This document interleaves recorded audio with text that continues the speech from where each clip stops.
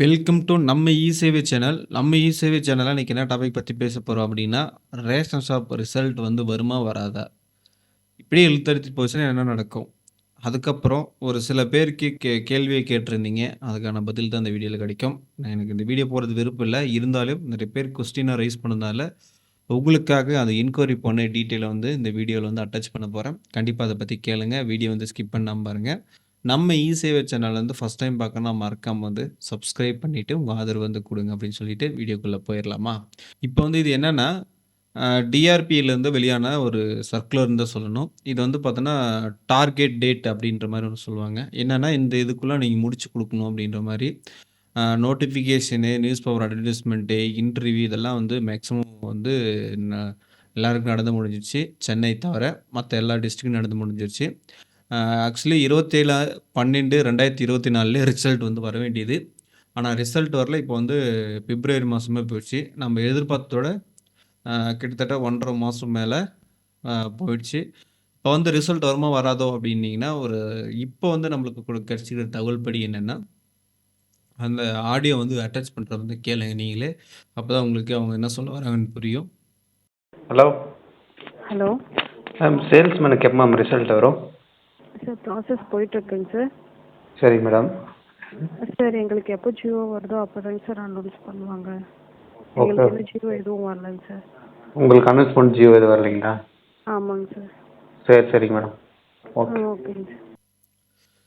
இப்போ அந்த ஆடியோ கேட்டீங்கல்ல, இப்போ அந்த ஆடியோ மூலியமா நம்ம வந்து என்ன தெரிஞ்சுக்கணும் விஷயம் அப்டின்னா, ரிசல்ட்ட பொறுத்தவரைக்கும் இந்த டேட் வந்து மாறியதுனால என்ன ஆகுதுன்னா, மறுபடியும் வந்து ரீசர்க்குலர் குடுத்து அந்த ஜியோ வந்து பாஸ் பண்ணும். ரிசல்ட் வந்து அனௌன்ஸ்மென்ட் பண்ண சொல்ட்டு.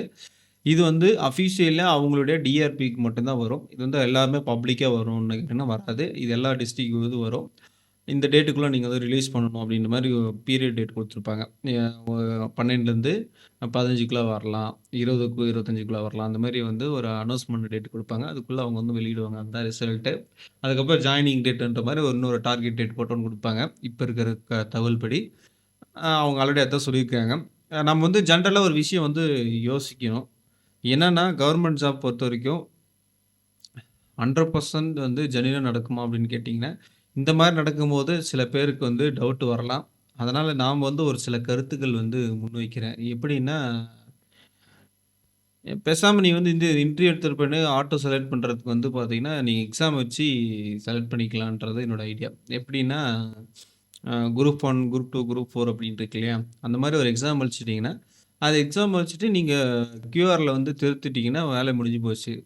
ஸ்கேன் பண்ணாங்கன்னா உடனே வந்து ரிசல்ட் வந்து வித்தின் செகண்ட்ல வந்துரும். அந்த மாரி ப்ரிப்பேர் பண்ணியிருந்தா கொஞ்சம் பெட்டரா இருந்திருக்கும். ரிசல்ட்ட நம்ம கைக்கு வந்து அப்டேட் ஆயிருக்கும்.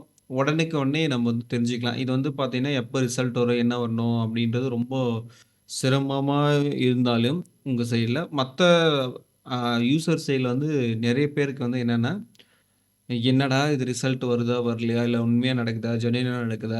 தவறு நடந்தா எப்படி கண்டுபிடிக்கிறது? அப்படின்ற ஒரு மிகப்பெரிய மனக்குழப்பத்தில இருப்பாங்க. எல்லா அரசு தரப்பு வேலைக்கும் எக்ஸாம் வச்சு, அதுக்கு வந்து கியூஆர் செலக்ஷன் பண்ணி, அதுக்கப்புறம் போறது வந்து நல்ல விஷயம் தான். இப்ப இருக்கிற ஜெனரேஷன்ல. அந்த டெக்னாலஜி வந்து கொண்டு வந்தா, நம்மளுக்கு வந்து நெனச்ச டைம்ல, நெனச்ச நேரத்தில வந்து ரிசல்ட் குடுத்துருக்கலாம். இப்ப வந்து என்னன்னா, ஒருத்தரையும் அவங்க வந்து இண்டிவிஜுவல் மார்க் வந்து எவ்வளோ எடுத்தாங்க? இப்ப வந்து ஒரு கிருஷ்ணகிரியிலேயே எடுத்துக்கோங்க.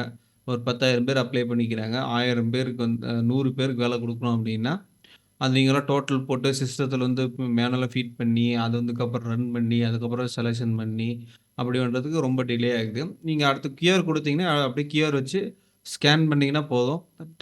டக்குன்னு ஆட்டோமேட்டிக்கா அதே வந்து லிஸ்ட் எடுத்துக்கும். மார்க்கும் ரிசல்ட் வந்துரும். வித்தின் 1 வாரத்திலே, இல்ல 1 வாரத்திலனா கூட ஸ்கேன் பண்ற ஒண்ணு மட்டும் தான் உங்களுக்கு பெண்டிங்கே தவிர, மத்தது எல்லாமே குயிக்கா வேலை நடக்கும். இது மேலால பண்றது கொஞ்சம் டிலே ஆகுறனால, இது மேற்கொண்டு நடக்கலாம் அப்படின்றதுக்கு என்னோட கருத்து.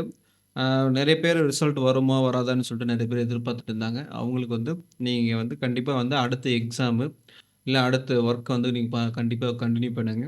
இது வந்தா பார்த்துக்கலாம். ஒண்ணும் பிரச்சனை இல்ல. இது வந்து எப்போ வரும்? என்ன வரும்? அப்படின்னு சொல்லிட்டு தொடர்ந்து இதுக்காக பார்த்து டைம் வேஸ்ட் பண்ண வேணாம் அப்படின்றது என்னோட தனிப்பட்ட கருத்து. உங்களோட கருத்துக்கள் என்ன இருந்தாலும் கருத்துல வந்து கமெண்ட் பாக்ஸ்ல கமெண்ட் பண்ணுங்க. நெறைய பேர் சொல்லலாம், "ப்ரோ நீங்க வந்து வியூஸ்க்காக தான் இந்த மாரி வீடியோ போடுறீங்க" அப்படின்னு கேட்கலாம். நான் வந்து வியூஸ்க்காக போடல. கிட்டத்தட்ட வந்து நான் வந்து எந்த வீடியோல போட்டாலும், அதுல போயிட்டு ரேஷன்ஸ் ஆஃப் ரிசல்ட் எப்போ வரும் ப்ரோ அப்படின்னு சொல்லிட்டு என்னோட சப்ஸ்கிரைபர் வந்து கேட்கறனால தான் நான் இந்த வீடியோ போடுறேன் அப்படின்னு சொல்லிட்டு, இந்த வீடியோ இதோட முடிச்சுக்கலாம். நெக்ஸ்ட் வீடியோல வந்து சந்திக்கலாம். பாய்.